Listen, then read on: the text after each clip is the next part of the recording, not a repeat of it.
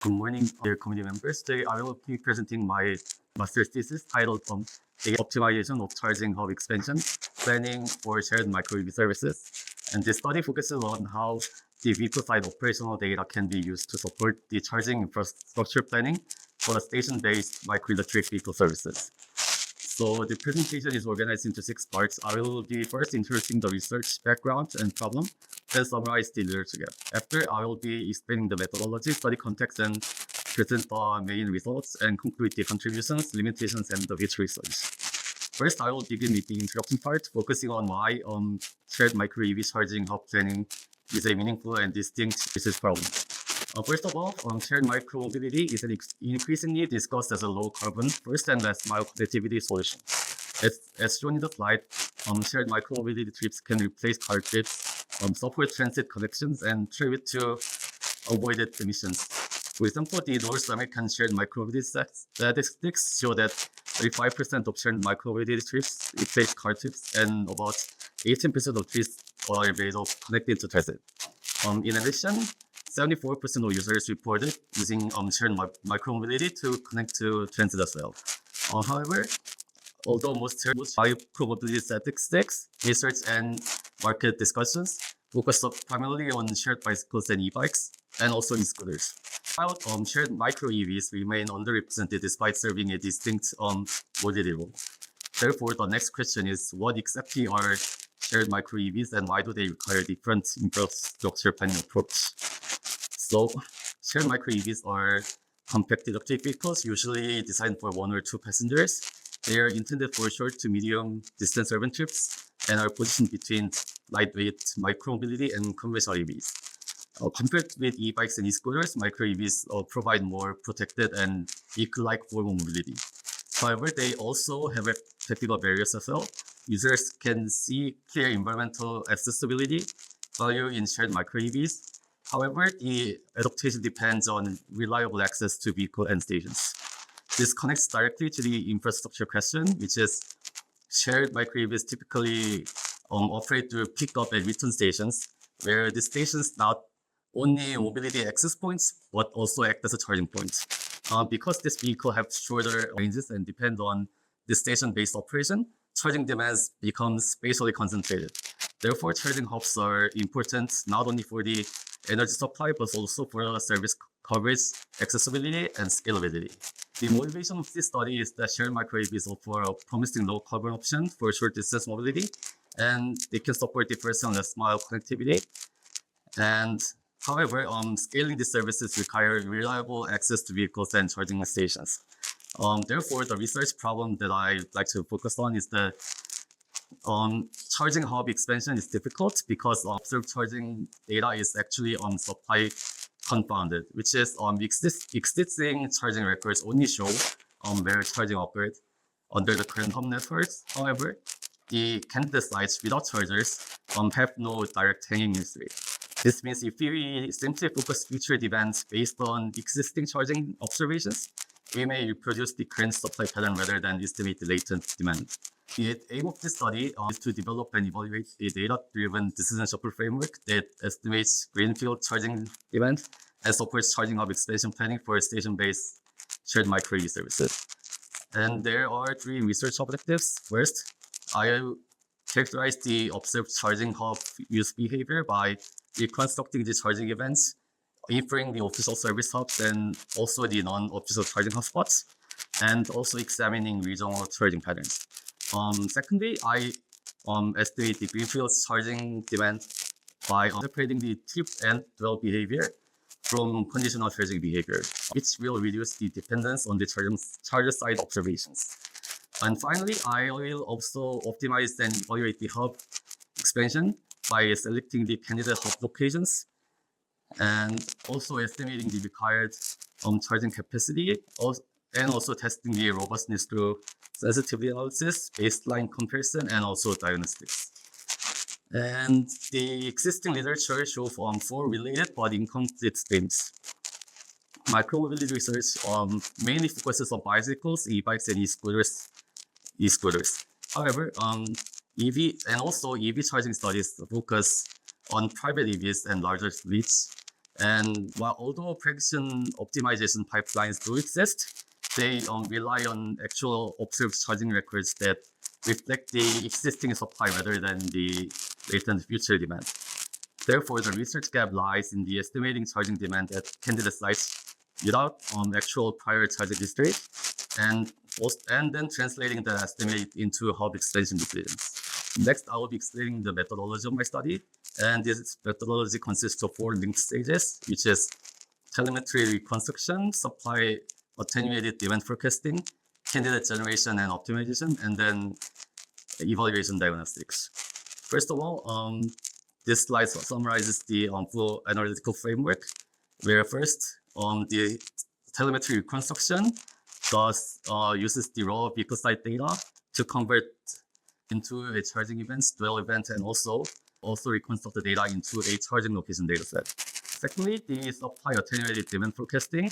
Instead of forecasting directly from observed charging alone, the forecasting methodology separates the dwell behavior from conditional charging behavior, and then recombines them into a cell level demand estimate. And then the candidate generation and optimization creates these candidate hubs from demand cells and observed charging hotspots, and carries out the capacitated facility location mixed into the linear program, which selects the ideal hub location and charger counts. And then the final stage is the evaluation and diagnostics, where the recommendation is compared with the supply-confounded baseline and also tested through the sensitivity analysis. Overall, the framework converts this vehicle telematics into a greenfield demand surface and then into a hub siting and also a sizing recommendation. To start on, the first methodological step is telemetry reconstruction, where I use the raw vehicle telemetry, which contains the vehicle ID number, timestamps, GPS coordinates, and also source of charge, which is the battery left in the vehicle. And then the data are processed to detect the charging sessions using the monotonic SOC increases, and also dwell events as the trip and stops of at least 20 minutes. And charging endpoints are then clustered with DB scan to infer official hubs and non-official hotspots. And then all events are assigned into a H3 resolution 7 cells. This produces the analysis-ready dataset for demand forecasting and also optimization. And the equation formalizes the decomposition, which the estimated charging events is the product of predicted dwell rate, conditional charging probability, is estimated SOC gain, and also battery capacity. The dwell rate component is what makes the estimate transferable to greenfield sites, which it can be computed from the vehicle telematics, regardless of whether charger exists at that location or not.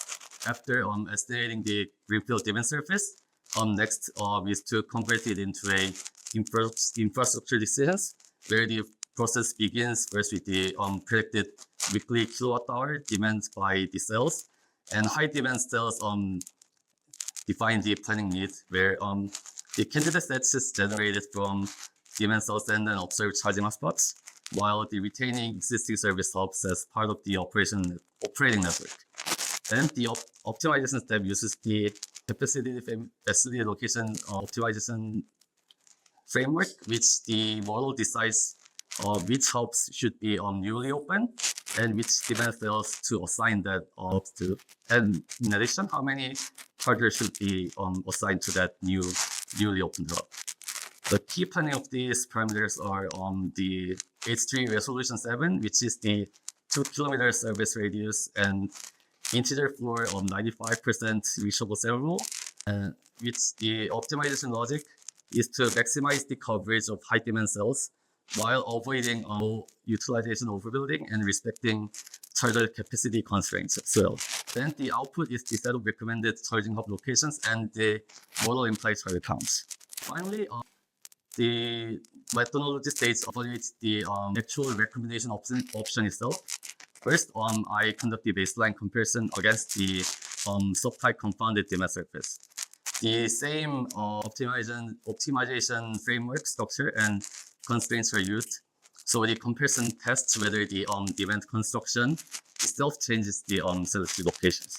Secondly, I conduct the sensitivity analysis for the charger power, demand scaling, and also the battery capacity assumptions, and also the vehicle sampling and spatial resolution as well.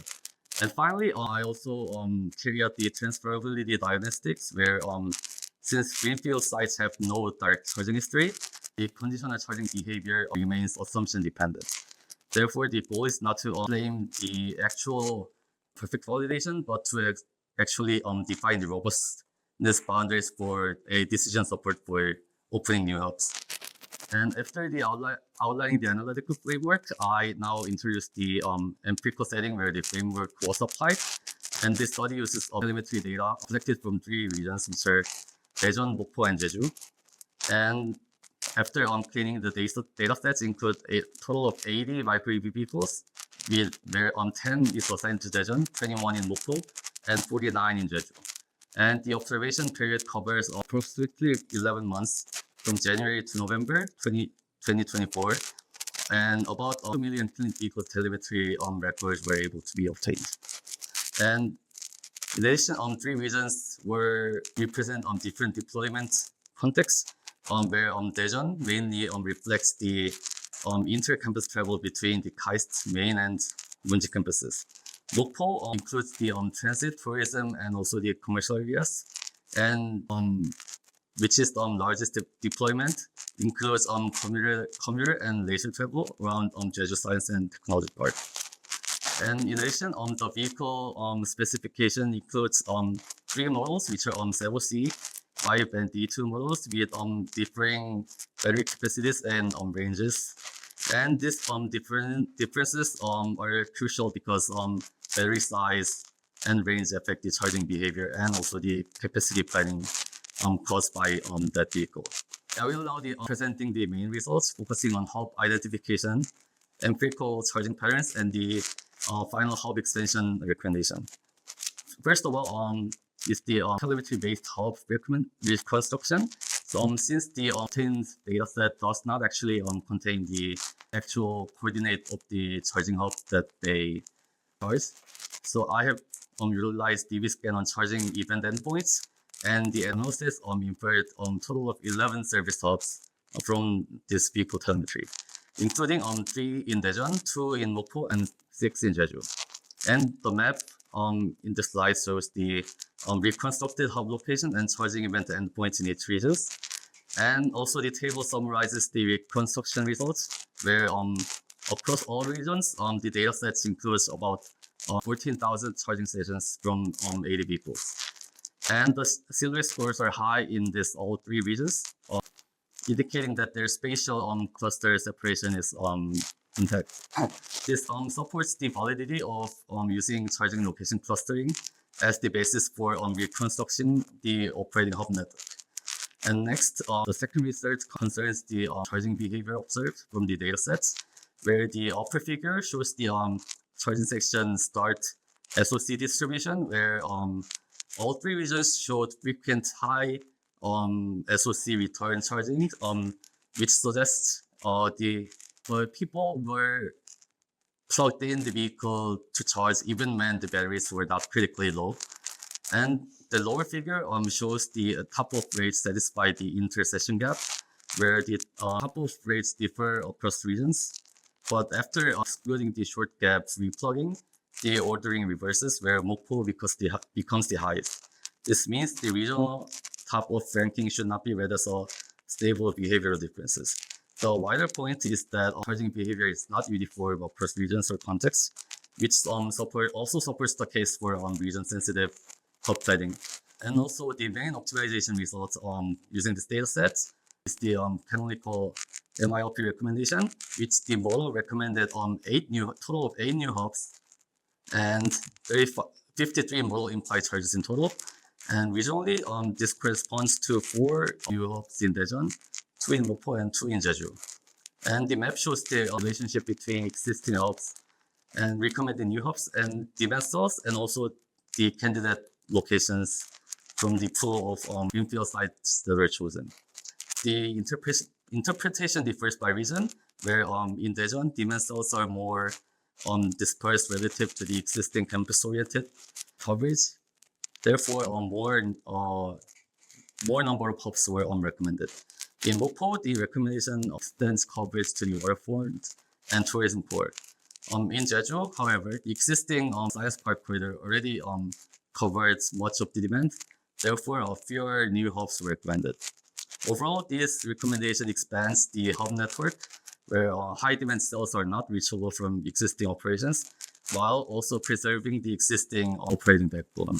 I will now discuss the implications of this results and summarize the contributions, limitations, and those future research directions.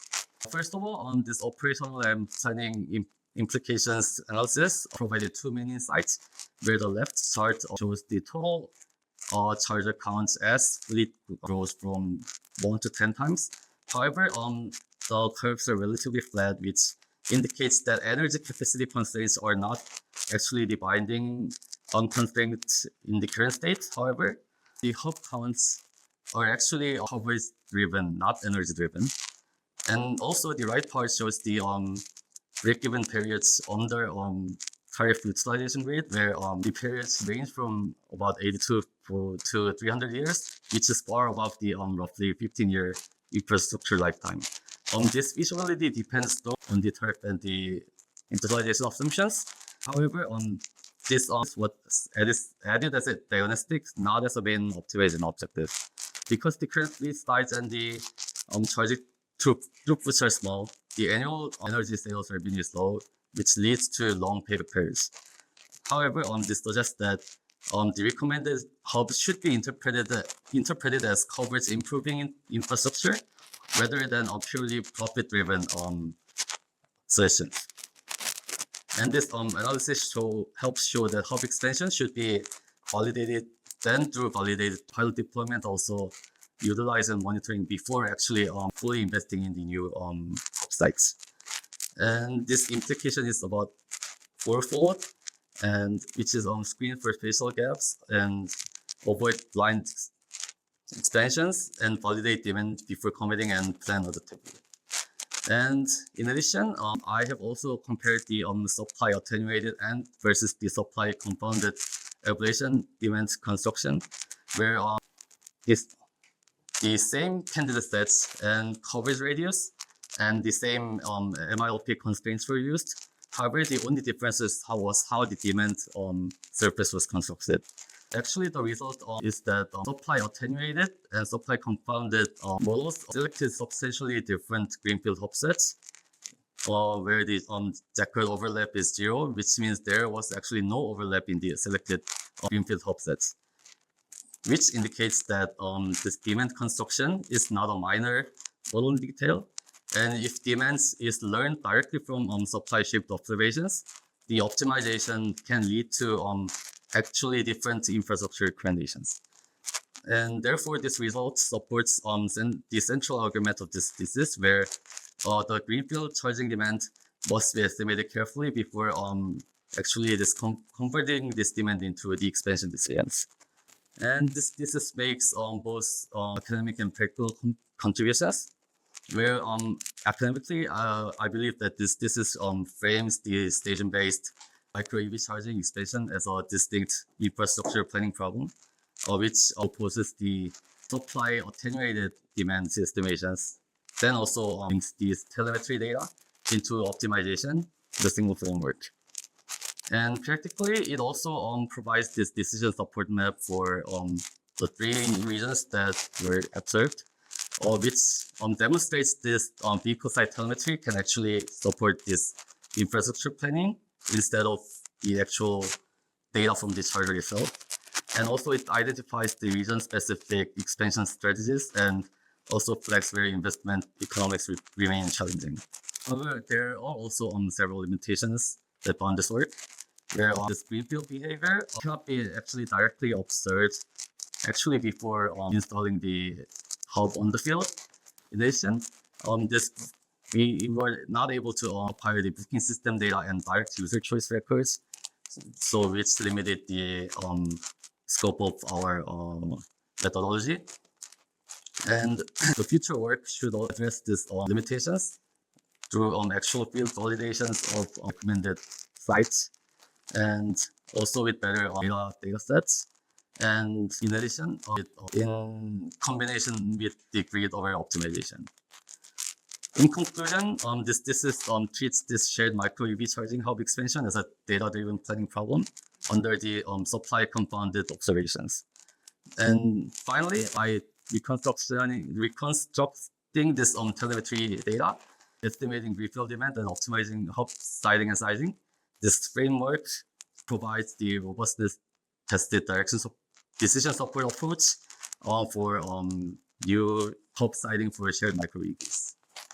And that concludes the presentation. Thank you.